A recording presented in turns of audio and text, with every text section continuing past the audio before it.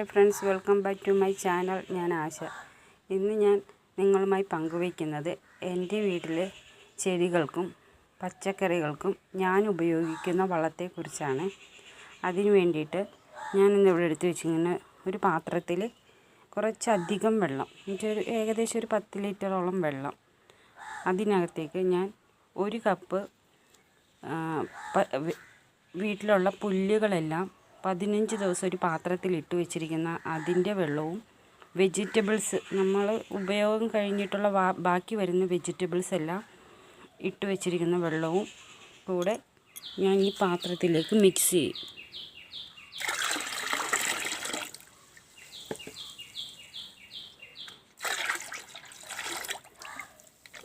എന്നിട്ട് ഇതെല്ലാം ഒന്നുകൂടെ മിക്സ് ചെയ്ത്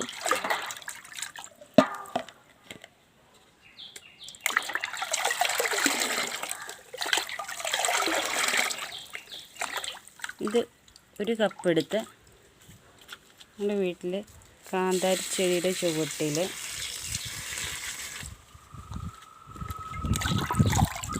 അതേപോലെ തന്നെ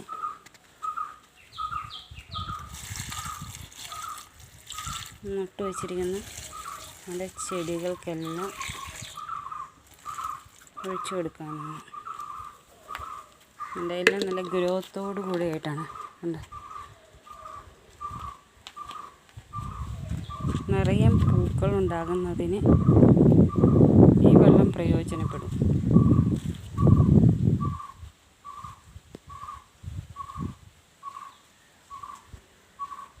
പുതിയ മുട്ടുകൾ വരാനും ഇലകൾക്കെല്ലാം നല്ല പച്ച നിറം കിട്ടുന്നതിന് വേണ്ടിയിട്ട് ഈ വളം പ്രയോജനപ്പെടും.